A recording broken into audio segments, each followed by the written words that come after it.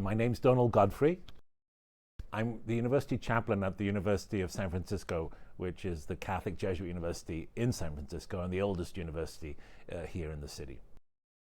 I wrote a book called Gays and Greys, and it's the story of the inclusion of the LGBTQI community in the parish of Most Holy Redeemer, which is in the Castro, the traditional and iconic gay neighborhood here in San Francisco. Before it was known as an iconic gay neighborhood, it was largely an Irish Catholic neighborhood. Today, it's the Catholic parish that has become inclusive of the LGBTQI community.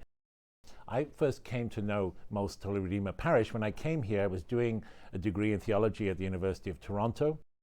I came here by train, and I was working with unhoused people who were living with HIV and AIDS. So I went to Mass the first Sunday I was here in shorts and t-shirt, I think, and I fell in love with the community, largely because as a gay man, it was the first place where I felt fully welcomed exactly as I am in my identity as a gay man, but also my identity as a Catholic person at the time, training for ordination.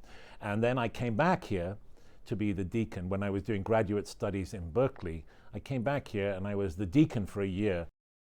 Many of the gay men coming in had been, if they weren't Catholic, they had been brought up Catholic. A lot of them had been. When they came, but many of them had either rejected or announced that part of their identity, often because to embrace coming out and being gay. For many people, it felt like I didn't leave the church so much as the church left me because I found my identity as a gay man or lesbian or trans or bisexual. But some people found their way back to the church here. And that, even if they didn't find their way back here, they found Most Holy Redeemer was a friendly place. Father Tony McGuire was asked to come here as pastor by Archbishop Quinn. He came here and he realized things had to change. And it was soon around that time that AIDS came to the Castro. And people didn't use that expression at the beginning. There was gay cancer. The pharmacy that was actually owned by a parishioner, Star Pharmacy, that's now on the corner, it's Walgreens, I think. They put up pictures of gay cancer, and it was KS, and pictures of men, and there was a bit of a panic at that time. So people didn't know what this was. In the early days, people didn't know how it was transmitted, and they knew that gay men were coming down hard with it, and also intravenous drug users. And so there was a real panic in the community at that time. Father Tony McGuire came around the same time. It transformed this parish. They had a pastor who knew it was time to open the doors and welcome the LGBT community. How to do it, he didn't know. It had never been done in the Catholic Church as far as he knew anywhere else. They set up an outreach committee, a gay and lesbian outreach committee. They had a potluck. They invited some of the old women and some of the young gay men, and they invited them in, and they read a book and sat in the rectory and shared their own struggles and vulnerabilities.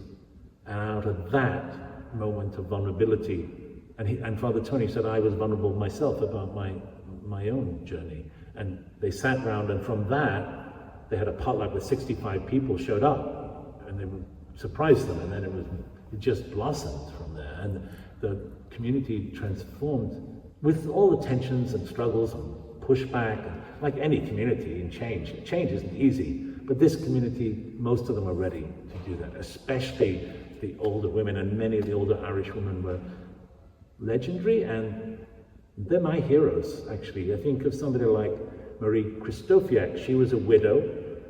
She lived on her own. She was a parishioner here. And it became a full-time vocation for her, this church and the young gay men with AIDS. She'd get a phone call in the middle of the night and go to the hospice. I'll be there, I'll be right there. And she got to know every people individually. She knew all their names, and she loved them.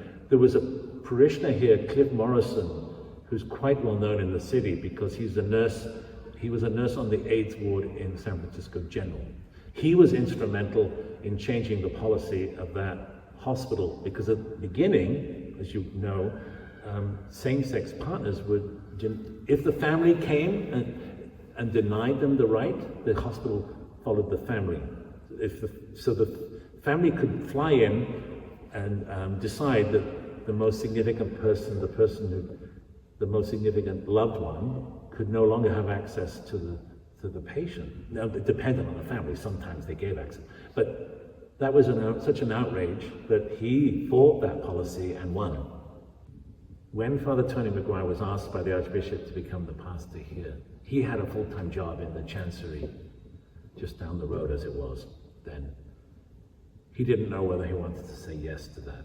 He came in here and he sat in a pew and he just spent an hour meditating and praying, and he saw this window and he said it, and it said, the Most Holy Redeemer, Jesus, with his arms out like this, just outstretched. So he said he just felt some invitation in his prayer in that window, just open arms. One of the parishioners said, well, what about an AIDS hospice? People need somewhere to live and die, and they need something to do it in dignity. So that was almost a consensus came about that, and Father Tony went along with that. So the hospice, it was Hospice San Francisco. It was never run by the Catholic Church, but that would never have opened without this parish's instigation, initiation, money, support. And it was the world's first AIDS hospice across the road, Coming Home Hospice. And it was visited, this parish, the AIDS support group, and the hospice, at that time people were coming from all over the world to see best practice. They were coming here to learn about. This is the scroll of all those who died of AIDS, who were either members of this parish or were buried here.